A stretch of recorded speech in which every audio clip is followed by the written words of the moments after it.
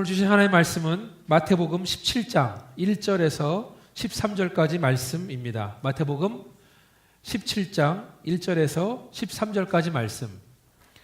함께 합독하도록 하겠습니다. 시작. 엿새 후에 예수께서 베드로와 야고보와 그 형제 요한을 데리시고 따로 높은 산에 올라가셨더니 그들 앞에서 변형되사 그 얼굴이 해같이 빛나며 옷이 빛과 같이 희어졌더라.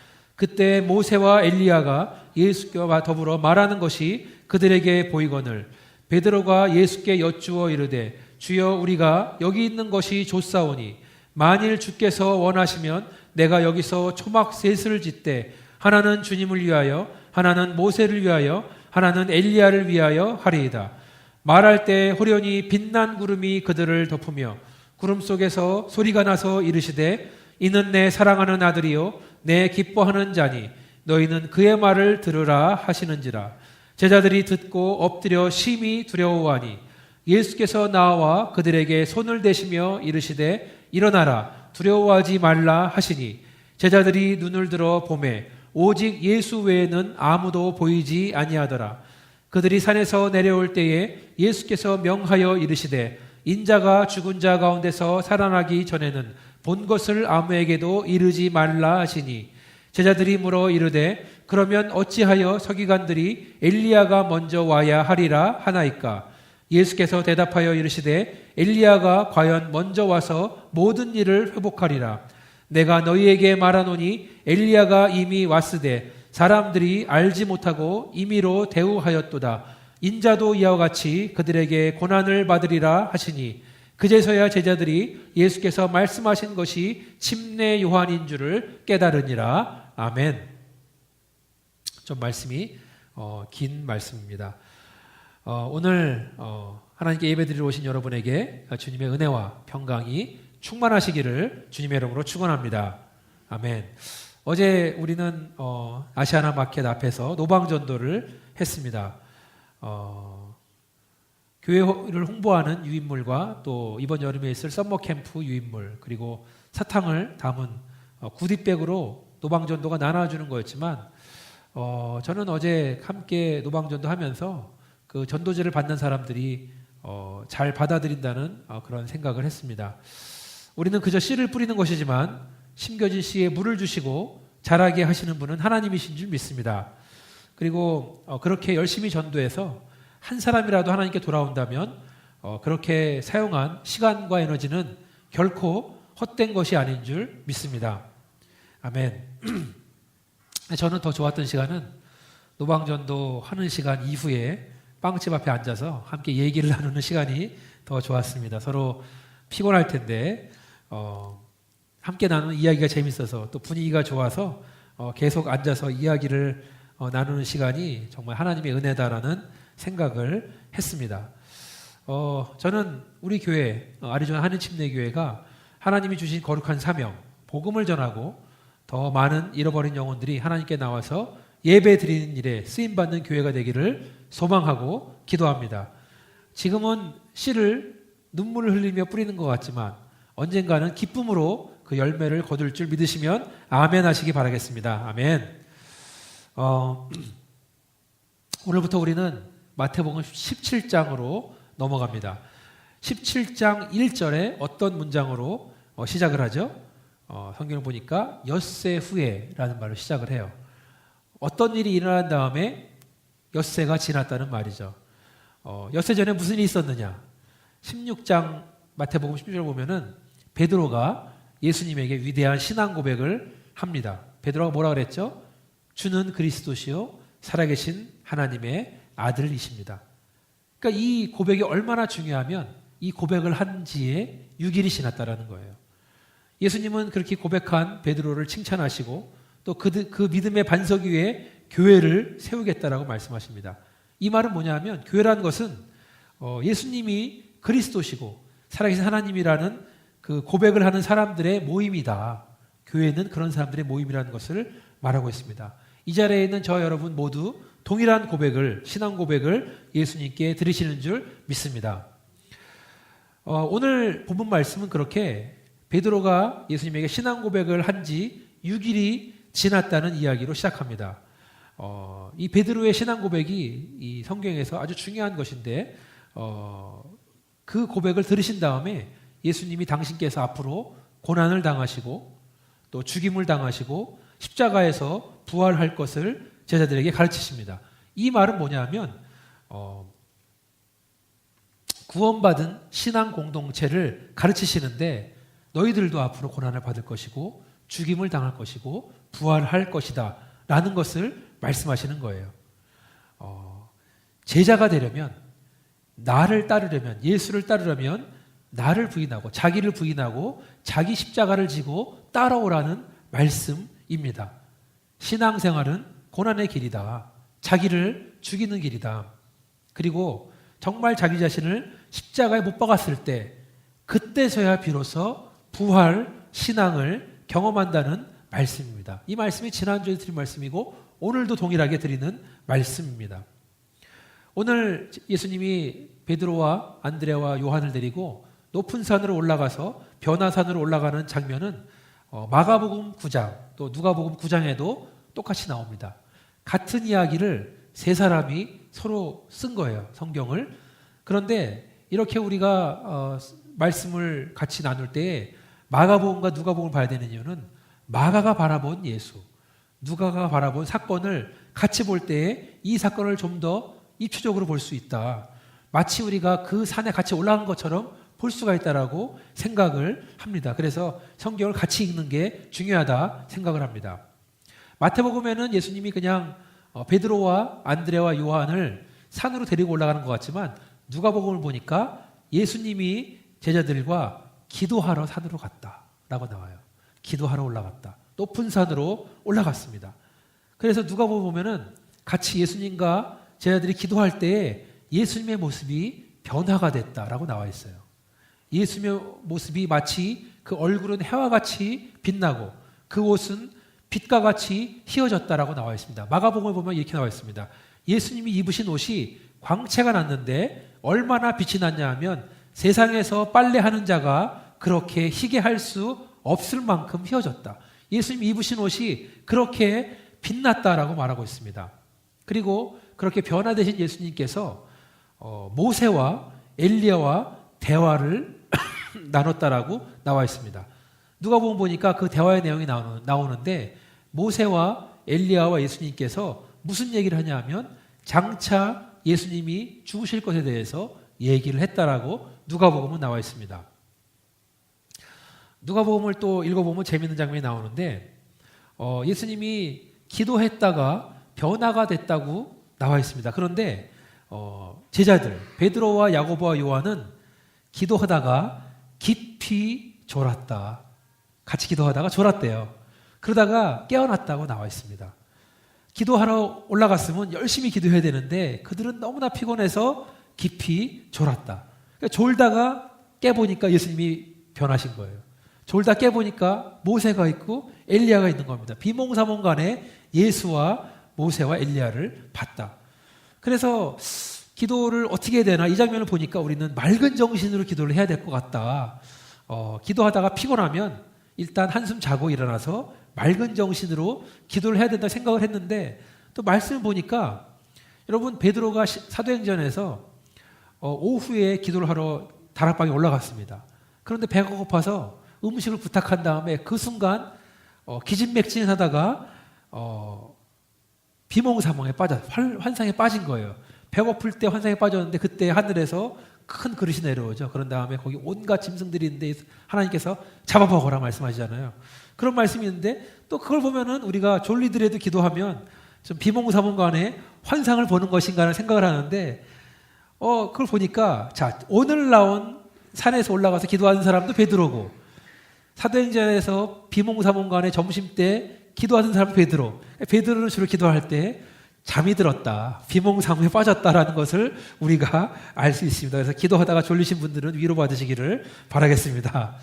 하여간에 본문으로 와서 한참 졸고 있다가 예수님이 변하신 모습 또 모세와 엘리야를 바라본 베드로는 깜짝 놀랐어요. 그런 다음에 이렇게 말합니다. 주님, 우리가 여기 있는 것이 너무 좋습니다. 그러니까 주님께서 허락하신다면 초막을 3개를 지은 다음에 하나는 주님을 위해서, 하나는 모세를 위해서, 하나는 엘리야를 위해서 지으면 좋을 것 같습니다라고 말합니다. 갑자기 왜 저는 베드로가 그 말을 했는지 모르겠는데 누가복음을 또 읽어보니까 베드로는 자기가 하는 말을 자기도 알지 못하더라. 자기가 무슨 말 하는지도 모르면서 말하고 있는 거예요. 그렇죠? 베드로는 자기가 무슨 말 하는지도 모르면서 말을 했다. 근데 그 말을 하면서 베드로가 실수를 했어요. 뭐냐면 베드로는 모세랑 엘리야를 보고 깜짝 놀란 다음에 너무 위대하게 여긴 다음에 예수님이랑 동일하게 본 거예요. 자, 물론 모세 위대한 사람이죠. 시내산에서 하나님의 계시를 받은 선지자. 엘리야도 호렙산에서 하나님의 계시를 받았다. 지금 예수님과 제자들도 변화산에 있습니다. 학자들은 그곳이 헤르몬산이다라고 말하고 있습니다. 또 엘리야는 죽지 않고 하늘나라에 올라갔다 그렇게 알고 있죠. 근데 유대인들은 모세의 무덤이 없대요. 그래서 모세도 아마 죽지 않고 하늘에 올라가지 않았을 거라고 모세랑 엘리야를 너무 위대하게 생각을 한 거예요. 그런데 베드로는 아까 말씀드린 것처럼 초막을 똑같이 지으면 어떻게 해? 예수님이랑 모세랑 엘리야랑 동일하게. 그게 베드로의 실수였다라고, 베드로가 무슨 말을 하는지 모르면서 말을 하는 거라고 나와 있습니다. 그런데 우리는 종종 중요한 순간에 말로써 실수할 때가 많이 있다. 내가 무슨 말 하는지도 모르면서 말할 때가 많이 있는 거예요. 그렇죠? 그럴 때에는 차라리 침묵하는 게 더 낫다. 침묵하는 게 낫다. 차라리 가만히 있으면 중간에 나가지. 그렇죠? 그렇게 베드로가 말을, 자기도 모르는 말을 막 하고 있는데 갑자기 빛난 구름이 그들을 덮었다. 그리고 구름의 소리가 났는데 깜짝 놀랐습니다.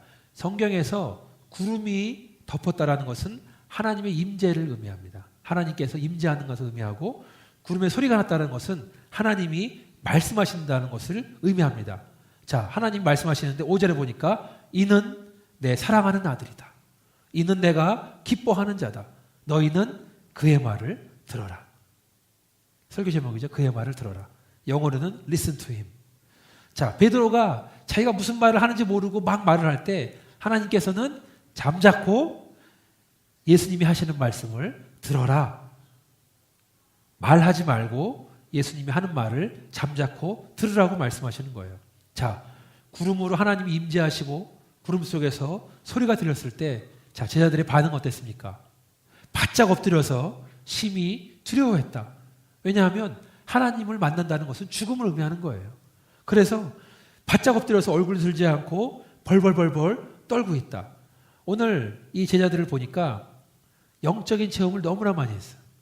변화산에 올라가서 예수님이 변화된 모습을 봤고, 또 모세와 엘리야를 만났고, 또 하나님의 임재를 경험했고, 하나님의 목소리를 들었다. 남들은 평생에 한 번 할까 말까 한 영적인 체험을 얼마 되지 않은 시간 동안에 다 체험한 거예요.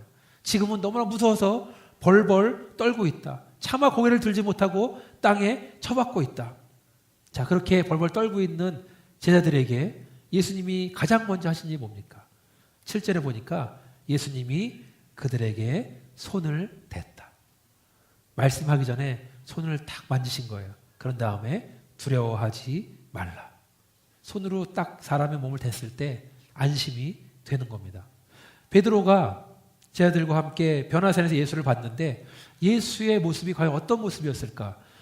요한계시록 1장을 보니까, 요한계시록 1장은 요한이 환상 중에 예수님의 얼굴을 봐요. 그 표현인데 제가 한번 읽어드리겠습니다. 요한계시록 1장인데 잘 들어보세요. 좀 깁니다. 주의 날에 내가 성령에 감동되어 내 뒤에서 나는 나팔 소리 같은 큰 음성이 들리니 이르되 내가 보는 것을 두루마리에 써서, 자, 지금 네가 보는 것을 적으라는 거예요. 에베소, 서머나, 버가모, 두아디라, 사데, 빌라델비아, 라우디게 등 7 교회에 보내라 하시기로. 자, 예수의 모습을 적은 다음에 교회로 보내라는 겁니다.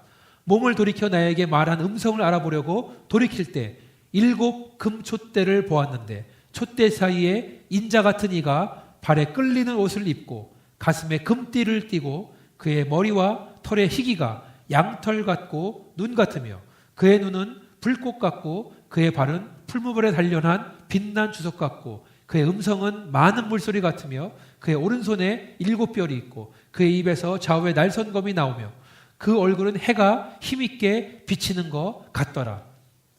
예수님의 모습이 나왔습니다. 내가 볼 때, 요한이 본 다음에 그 발 앞에 엎드려 죽은 자같이 되매, 너무 무서우니까 그가 오른손을 내게 얹고 이르시되 두려워하지 말라. 나는 처음이요 마지막이니 곧 살아있는 자라. 내가 전에는 죽었었노라. 볼지어다 이제 세세토록 살아있어 사망과 음부의 열쇠를 가졌노니 그러므로 내가 본 것과 지금 있는 일과 장차 될 일을 기록하라. 자, 요한이 바라본 예수의 모습은 어떤 모습이었는가? 발이 끌리는 긴 옷을 입으시고 그 다음에 가슴에는 금띠를 띠고 머리와 머리카락은 흰 양털 같고 눈과 같이 희고 눈은 불꽃같이 빛나고 발은 풀무불에 단련한 빛난 주석 같다. 입에서는 많은 물소리가 나오고 그의 오른손에는 7뼈리 있고 그 입에서는 좌우에 날선 검이 나오고 얼굴은 해가 힘있게 비치는 것 같았다. 자, 지금 요한이 바라본 모습은 힘이 없는 어린 양의 모습이 아니었어요. 연약한 종의 모습도 아닙니다. 요한이 바라본 예수의 모습은 심판하시는 왕, 세상을 다스리시는 왕의 모습이었다. 그 위엄과 그 위대함과 그 권위에 눌려서 요한의 반응은, 환상 중에 요한은 너무나 예수의 모습이 두려워서 벌벌 떨고 있었다. 얼마나 무서웠으면 그 발 앞에 엎드려져서 죽은 자같이 되었다. 마치 베드로가 하나님의 임재, 하나님의 음성을 들은 다음에 벌벌 떠는 것과 같았다. 무서워서 얼굴을 파묻고 벌벌 떨고 있었다는 겁니다. 그렇게 무서워하는 요한한테 예수님이 어떻게 하셨는가? 지금 요한계시록 보니까 그가 오른손을 내밀어서 나에게 얹었다. 똑같이 베드로가 놀랄 때도 손으로 먼저 만지시고 요한이 놀랄 때도 손으로 만지신 다음에 두려워하지 말라. 예수님은 두려워 벌벌 떨고 있는 베드로에게, 요한에게 먼저 손을 대시고 그들을 만지십니다. 예수님이 그들을 만졌을 때 그들의 두려움은 사라집니다.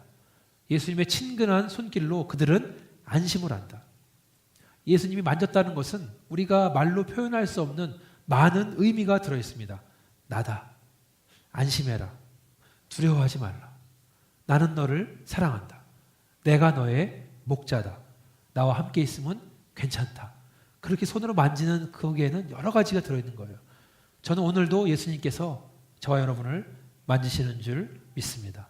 상처받은 우리들, 두려움에 떨고 있는 우리들, 어떤 길로 가야 될지 모르는 우리들, 죄 때문에 괴로워하고 있는 우리들, 뭘 해도 다 안 되는 것 같은 우리들, 열심히 했는데 제자리에 있는 것 같은 답답한 우리들, 손에 아무런 열매가 없어서 마음이 공허한 우리들, 아픈 우리들, 오늘 이 시간에 예수님께서 우리를 만지시는 줄 믿습니다. 그 손이 우리 몸에 닿는 줄 믿습니다. 오늘 이 시간에 예수님의 손길을 느끼시는 저와 여러분 되기를 주님의 이름으로 축원합니다. 아멘. 예수님이 그렇게 베드로를 만진 다음에 두려워하지 마라. 일어나라.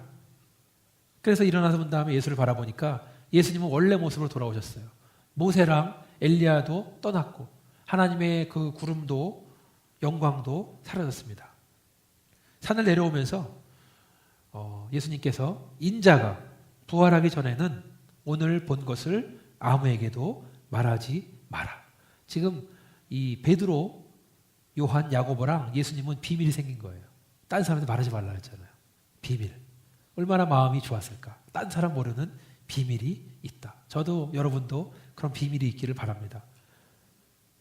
예수님이 변화하신 모습, 모세와 엘리야를 만나신 일, 하나님이 구름 가운데 임재하신 것, 그들에게 말씀하신 것. 아까 하나님께서 나왔을 때 뭐라 그랬죠? 첫 번째로 이는 내 사랑하는 아들이요 내 기뻐하는 자다. 자, 이 말은 우리가 한번 설교를 들었습니다. 어디서 들었냐 하면 마태복음 3장 16절 17절 보니까 예수께서 침례를 받으시고 곧 물에서 올라오실새 하늘이 열리고 하나님의 성령이 비둘기같이 내려 자기 위에 임하심을 보시더니 하늘로부터 소리가 있어 말씀하시되 이는 내 사랑하는 아들이요 내 기뻐하는 자라 하시니라. 예수님이 침례 요한에 의해서 요단강에서 침례를 받고 나오실 때 하나님이 하신 말씀 똑같은 말씀이에요. 예수님은 당신의 아들이시고 당신께서 기뻐하신다는 것을 공식으로 공식적으로 말씀하신 거예요. 이것은 6일 전에 베드로가 주는 그리스도시요 살아계신 하나님의 아들입니다라고 말했던 것에 대한 하나님의 화답이다. 지금 베드로가 한 신앙 고백을 하나님께서 인정해 주시는 거예요. 많은 사람들이 예수님을 그냥 시골 베들레헴에서 자란 가난한 목수의 아들로 알고 있었습니다. 학벌도 없고 재산도 없고 사회적 지위도 없는 평범한 청년이었던 예수. 그런데 그분을 하나님의 아들로 인정하려면 믿음이 필요했다. 지금도 마찬가지입니다. 지금도 많은 사람들이 예수님을 그냥 훌륭한 분, 선하신 분, 4대 성인 중에 한 사람, 사랑과 희생을 보여주신 분이라고 생각을 하지 하나님의 아들이라고 고백하지 않는다. 예수님을 하나님의 아들로 인정하려면 믿음이 필요한 줄 믿습니다. 그 믿음이 저 여러분에 있는 줄 믿습니다. 요한일서 5장 10절을 보니까 이렇게 나와 있어요. 하나님의 아들을 믿는 자는 자기 안에 증거가 있고 하나님을 믿지 아니하는 자는 하나님을 거짓말하는 자로 만드나니 이는 하나님께서 그 아들에 대하여 증언하신 증거를 믿지 아니하였음이라. 그러니까 예수님이 하나님의 아들이라는 것을 믿어야 된다. 그것이 구원의 길이라고 말씀하시는 겁니다. 또 하나님께서 임재 가운데 뭐라고 말씀하셨는가? 너희는 그의 말을 들어라. 너희는 그의 말을 들어라. Listen to him. 하나님께서 제자들에게 예수의 말을 들으라고 하십니다. 세상에는 많은 말들이 있어요. 애들이 학교에 가면 선생님이 말씀하시고 집에 가면 부모님이 애들한테 말하고 또 사업을 하는데 성공한 사람들이 하는 말을 귀 기울여 들으려고 하고 또 인생에 성공한 사람들 서점에 가면 많은 말들이 서점의 베스트셀러에 많이 있습니다. 말들이 많이 있지만 그렇지만 생명을 살리는 말은 오직 예수님이 하시는 말씀인 줄 믿습니다. 지금은 우리가 그 말씀을 받아들이기 힘들어도 그 말씀을 순종하면서 말씀을 믿고 아멘하고 받아주시기를 주님의 이름으로 축원합니다. 자, 예수님의 말을 들으라 그랬었는데 예수님과 제자들이 어떤 말을 나눴나? 산에서 내려오면서 엘리야에 대한 말을 나눕니다. 제자가 물어보죠. 왜 서기관이라 하면 지금의 종교학자들인데 왜 그들은 엘리야가 먼저 와야 됩니까? 라고 말하고 있습니까? 라고 물어보는 거예요. 자, 말라기 그 4장 5절 6절. 그거는 말라기는 구약의 마지막 성경 중에 마지막 말씀인데 제가 읽어드리면 보라 여호와의 크고 두려운 날이 이르기 전에 내가 선지자 엘리야를 너희에게 보내리니 그가 아버지의 마음을 자녀에게로 돌이키게 하고 자녀들의 마음을 그들의 아버지에게 돌이키게 하리라. 돌이키지 아니하면 두렵건대 내가 와서 저주로 그 땅을 칠까 하노라 하시니라. 자, 예수님 당시에 종교학자들은 알고 있었어요.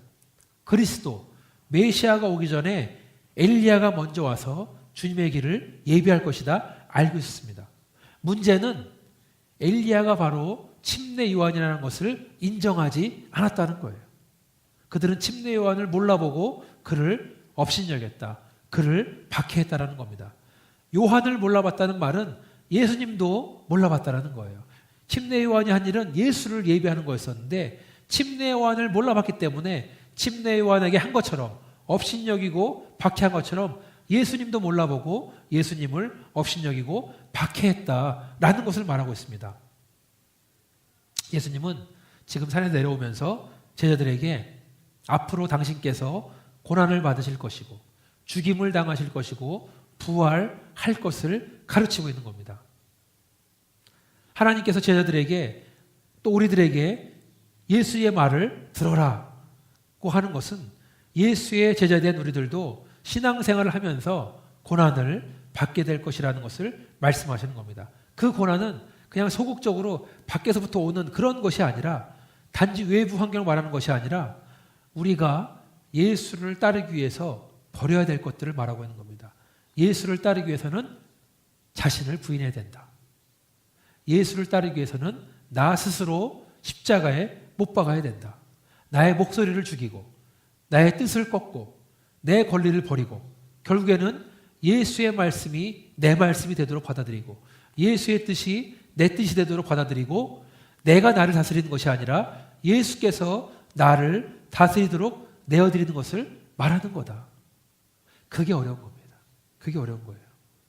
그렇게 모든 것을 포기한 사람만이 모든 것을 내려놓은 사람만이 부활의 신앙을 경험하는 줄 믿으시면 아멘하시기 바라겠습니다. 제가 미리 설교 때 적지 않은 거지만 오늘 목양 칼럼 보면은 빌리 그레함의 일생이 나와 있는데 빌리 그레함이 한 말 중에 제 기억에 있는 것은 하나님과 적은 시간을 보낸 나는 실패자다라고 말하는 게 있어요. 빌리 그레함이 그렇게 위대한 설교자가, 그렇게 위대한 하나님의 사람이 하나님과 많은 시간을 보내지 못한 나는 실패자다라고 말하는 것. 더 하나님과 가까이 있어야 되는데, 더 하나님의 말씀을 들어야 되는데, 더 그분의 뜻을 내가 받들어야 되는데 그러지 못하기 때문에 실패다라고 말하는 걸 보면서 참 위대하다라고 생각을 했습니다. 지난 몇 주간 우리는 마태복음 16장, 17장 본문을 가지고 다른 본문을 나눴지만 그 메시지, 그 말씀은 동일한 것을 말하고 있습니다. 예수님이 가신 길은 고난의 길이었습니다. 십자가의 길이었습니다. 죽음으로 가는 길이었습니다. 예수님께서는 나를 따라오려거든 자신을 부인하고 자기 십자가를 지고 따라와라 라고 말씀하신다는 거예요. 그 길은 고난의 길입니다. 그 길은 나를 죽여야 되는 길입니다. 그 길은 나를 스스로 십자가에 못 박아야 되는 길이다. 그러나 결국 그 길이야말로 우리를 생명을 얻는 부활의 길, 영생으로 이끄는 길인 줄 믿으시면 아멘 하시기 바라겠습니다. 함께 주님 가신 그 길을 순종하면서 따라가는 저와 여러분 되기를 주님의 이름으로 축원합니다. 같이 한번 기도하시겠습니다. 너희는 그의 말을 들어라. 아버지 하나님, 우리가 예수의 음성을 듣기를 간절히 원합니다. 예수께서 고난을 당하시고 죽임을 당하시고 3일 만에 부활하셨는데 우리도 예수님 가신 길을 순종하며 따라가기를 원합니다. 우리의 눈이, 우리 인생의 목표가 세상의 성공과 행복에 머물러 있는 것이 아니라 영생을 바라볼 수 있도록 인도하여 주시옵소서. 우리가 우리 스스로를 부인하고 우리의 십자가를 지고 예수님 가신 길을 따라갈 수 있도록 인도하여 주시옵소서. 주님 말씀에 잠잠히 순종할 수 있도록 도와 주시옵소서. 이 모든 말씀을 예수님의 이름으로 기도했습니다. 아멘.